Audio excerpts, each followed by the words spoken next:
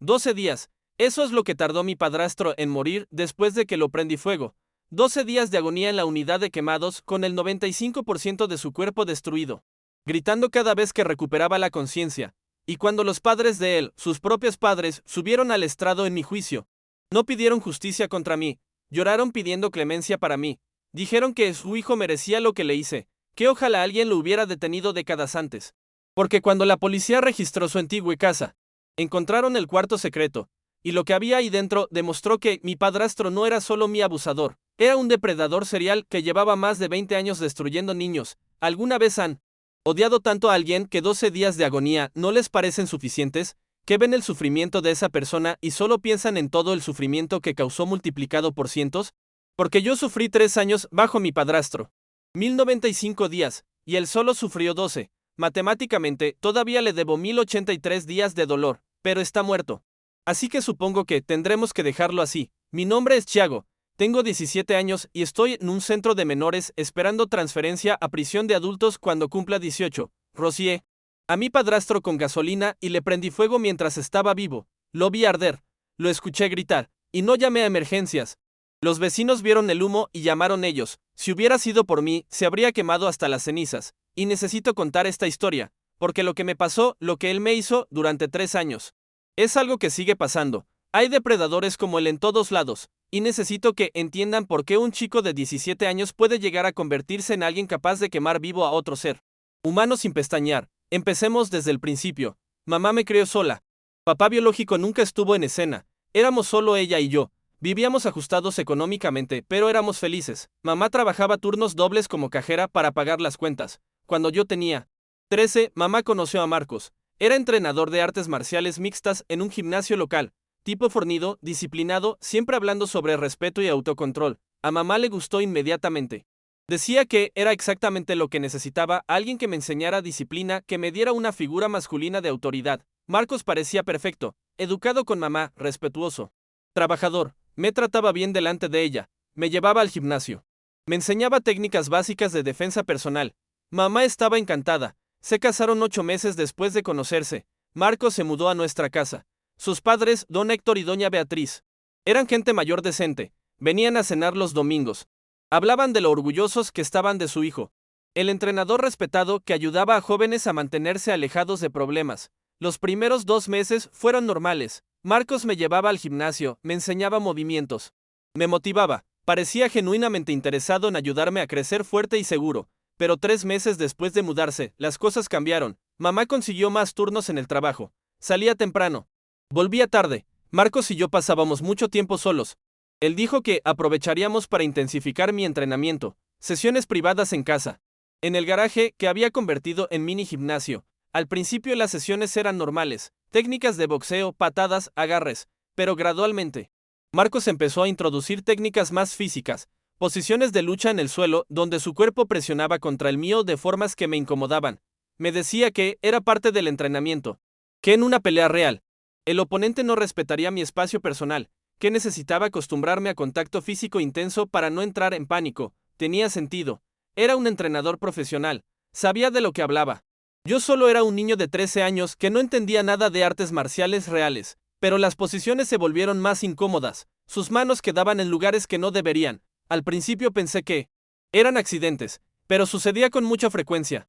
Cuando cumplí 14, Marcos introdujo las revisiones médicas. Decía que como entrenador responsable, necesitaba asegurarse de que yo no tuviera lesiones ocultas después de las sesiones intensas. Me hacía desnudarme y me revisaba. Al principio solo miraba, buscando moretones o tensión muscular, pero luego empezó a tocar. Decía que necesitaba palpar los músculos para detectar inflamación. Sus manos iban a lugares que no tenían nada que ver con músculos. Intenté decirle que me incomodaba. Me dijo que dejara de ser inmaduro, que los atletas profesionales tenían revisiones médicas completas todo el tiempo, que mi incomodidad era debilidad mental que necesitaba superar. Me convenció. De nuevo era el experto. Yo solo era un niño, pero sabía que algo no estaba bien. Mi cuerpo me lo decía. Cada vez que teníamos una sesión, mi estómago se revolvía. Empecé a inventar excusas para evitar los entrenamientos. Decía que tenía mucha tarea, que estaba cansado, que me dolía algo. Marcos se enojaba. Le decía a mamá que yo estaba siendo flojo, que desperdiciaba la oportunidad de entrenar con un profesional. Mamá me regañaba. Me decía que fuera agradecido. Que no todos los chicos tenían un padrastro que se interesara tanto en ellos, así que volvía a las sesiones, y empeoraban, a los 15. Las revisiones médicas se convirtieron en agresiones sexuales directas. No voy a entrar en detalles específicos porque es demasiado, pero Marcos cruzó todas las líneas, y cuando intentaba resistirme, me sometía usando técnicas de lucha, me inmovilizaba, usaba su entrenamiento contra mí, era más fuerte, más grande, más entrenado. Yo no podía defenderme físicamente, y cuando intentaba decir algo, me amenazaba. Si le cuentas a tu madre, la destruirás, trabaja tanto para mantenerte. ¿Crees que aguantarás saber que su hijo es tan débil que se deja hacer estas cosas? ¿Crees que te creerás sobre mí? Su esposo tenía razón. Mamá lo adoraba, pensaba que era perfecto. ¿Por qué creería a su hijo adolescente sobre su marido respetado? Así que me quedé callado, y Marcos continuó abusando de mí 2 o 3 veces por semana. Cada vez que mamá trabajaba tarde, mi vida se volvió un infierno. No podía concentrarme en el colegio, no podía dormir bien, desarrollé ansiedad severa, dejé de comer apropiadamente, bajé de peso. Notablemente, mamá notó pero pensó que era estrés escolar, me llevó al médico, me recetaron vitaminas. Nadie preguntó lo obvio, ¿te sientes seguro en casa? A los 16. Algo dentro de mí se endureció, dejé de ser el niño asustado, me volví frío, calculador, empecé a documentar todo mentalmente, fechas, horas. ¿Qué hacía Marcos exactamente? Empecé a buscar evidencia, revisaba su computadora cuando podía, buscaba algo, lo que fuera, que pudiera usar para exponerlo, y encontré algo, no en su computadora actual, sino en una vieja laptop que guardaba en su armario. Estaba protegida con contraseña, pero era débil. Logré entrar, lo que encontré me hizo vomitar, videos, decenas de videos, pero no de mí, de otros niños, otros adolescentes, a lo largo de años, había videos de hacía 10 años, 15. 20 todos mostraban lo mismo, Marcos abusando de chicos jóvenes bajo el pretexto de entrenamientos. Había sido entrenador juvenil durante décadas, y había estado abusando de sus alumnos todo ese tiempo. Yo era solo el más reciente en una larga lista de víctimas. Copié todo en una memoria USB, era mi evidencia, mi salvación. Iría a la policía con esto, lo encerrarían, todo terminaría. Pero antes de poder hacerlo, descubrí algo peor. Marcos había conseguido un nuevo estudiante, un niño de 12 años llamado Samuel. Venía de una familia pobre, madre soltera que trabajaba limpiando casas. Marcos se ofreció a entrenar a Samuel gratis, diciendo que veía potencial en él. Encontré mensajes entre Marcos y la madre de Samuel. Marcos le decía que Samuel necesitaba sesiones de entrenamiento privadas intensivas para prepararlo para una competencia juvenil. La madre, agradecida por la generosidad, aceptaba encantada. Reconocí el patrón. Era exactamente como empezó conmigo. Los entrenamientos privados, las sesiones en casa, y luego vendría el resto. No podía permitir que le pasara lo mismo a Samuel que me pasó a mí. Fui a la casa de Samuel, le dije a su madre que necesitaba hablar con ella. Le conté vagamente que Marcos no era seguro, que no debería dejar a Samuel solo con él. Su reacción me destrozó. Me miró con desconfianza. Dijo que Marcos era un hombre respetado en la comunidad, un entrenador certificado con años de experiencia, que parecía que yo estaba celoso de que entrenara a otro chico, que no volviera a difamar al señor Marcos o llamaría a la policía. Intenté insistir, intenté decirle que tenía evidencia, pero me cerró la puerta en la cara. Me quedé ahí, paralizado. Samuel iba a pasar por lo mismo que yo, y nadie me creía. Consideré ir directamente a la policía con la USB, pero tenía miedo. ¿Y si no me creían? ¿Y si Marcos tenía conexiones? ¿Y si de alguna manera se salía con la suya? Y mientras yo dudaba, Marcos comenzó las sesiones privadas con Samuel. Vi cuando lo recogía de su casa. Vi la carita emocionada del niño, pensando que iba a aprender artes marciales geniales. No pude soportarlo. Esa noche tomé una decisión. No iba a esperar a que el sistema fallara. No iba a arriesgarme a que Marcos encontrara alguna manera de escapar. Iba a detenerlo permanentemente, durante una semana. Planifiqué, compré gasolina con efectivo en una estación donde no me conocían. La guardé en el garaje donde Marcos me había abusado durante años. Esperé el momento correcto. El momento llegó un viernes. Mamá tenía turno doble. Marcos había tenido una sesión con Samuel esa tarde, lo acababa de dejar en su casa. Llegó a casa de buen humor, silbando. Lo esperé en el garaje. Cuando entró, lo confronté. Sé lo que le estás haciendo a Samuel. Le dije, y sé lo que les hiciste a todos esos otros niños durante 20 años. Tengo los videos. Su expresión cambió. La máscara amable cayó. Me miró con ojos fríos. ¿Y qué vas a hacer con eso? Preguntó burlonamente. ¿Ir a la policía? ¿Crees que te creerán? Eres un adolescente problemático con malas notas y problemas de ansiedad. Yo soy un entrenador respetado. Mis padres son pilares de la comunidad. Tu propia madre confía en mí ciegamente. Tengo evidencia. Dije, se rió. Evidencia que obtuviste entrando ilegalmente a mi computadora personal. Inadmisible. Y aunque no lo fuera, para cuando pase por el sistema legal. Ya habré tenido tiempo suficiente con Samuel, y con el siguiente, y el siguiente. ¿No sientes nada? Grité. ¿No te importa que seas un monstruo? Me miró directamente. Soy un depredador. Thiago, es lo que soy. Y he sido muy bueno en ello durante décadas. Tus 3 años conmigo fueron algunos de mis mejores trabajos, y Samuel va a ser igual de bueno. Ya empezó a confiar en mí. En un mes. Será igual de dócil que fuiste tú. Algo en mí se quebró en ese momento. No fue explosivo, fue frío, calculado. Caminé hacia donde había escondido el bidón de gasolina. Marcos no lo vio como amenaza. Probablemente pensó que iba a irme corriendo a tener un ataque de pánico como solía hacer, pero levanté el bidón. Y se lo arrojé encima. La gasolina lo empapó completamente. Su ropa, su cabello, su cara. ¿Qué mierda haces? Gritó. Intentando limpiarse los ojos, saqué el encendedor de mi bolsillo. Uno barato que había comprado específicamente para esto. Marcos me vio. Sus ojos se agrandaron. Empezó a caminar hacia mí, diciendo que me calmara, que podíamos hablar. 3 años, le dije. 3 años me hiciste sufrir. Y hay otros como yo. Docenas. Y Samuel iba a ser el siguiente. Thiago, espera. No esperé. Encendí el encendedor y lo lancé. El fuego lo alcanzó instantáneamente. La gasolina se prendió como explosión. Marcos se convirtió en una antorcha humana en segundos. Sus gritos fueron lo más horrible que he escuchado. Gritos de agonía pura mientras corría en círculos intentando apagar las llamas. Se tiró al suelo, rodó. Pero el fuego lo consumía. Me quedé ahí, mirando, sin moverme, sin llamar ayuda, solo viendo cómo ardía. Los gritos eventualmente se debilitaron. Marcos dejó de moverse. El olor era nauseabundo, a carne quemada y gasolina. Los vecinos vieron el humo, llamaron a los bomberos. Llegaron y lo sacaron del garaje. Todavía estaba vivo, apenas, pero vivo. Mamá llegó del trabajo justo cuando los paramédicos se lo llevaban. Me vio ahí parado, sin una marca, mientras su esposo era una masa quemada en una camilla. ¿Qué pasó? Gritó histérica. Se prendió fuego. Dije con voz plana. Estaba trabajando con algo inflamable en el garaje y se quemó. Ella corrió tras la ambulancia. Yo me quedé con la policía. Me hicieron preguntas básicas. Mantuve mi historia. Fue un accidente. Yo no estaba en el garaje cuando pasó, pero los investigadores no eran tontos. Encontraron el bidón de gasolina. Encontraron patrones de quemadura que indicaban que lo habían rociado. Encontraron el encendedor que había tirado. Con mis huellas, me arrestaron 2 días después. Marcos todavía estaba vivo en ese momento, en la unidad de quemados. Inconsciente la mayor parte del tiempo, gritando cuando despertaba. En el interrogatorio, confesé. Les conté todo. El abuso, los videos, Samuel, todo. Les di la USB con la evidencia. Revisen su casa. Les dije. Su antigua casa donde vivía antes de mudarse con nosotros. Tiene un cuarto secreto. Ahí está todo. Y lo encontraron. Detrás de un librero en el sótano de la casa que Marcos mantenía como propiedad de renta. Un cuarto oculto. Paredes cubiertas de fotos de niños y adolescentes.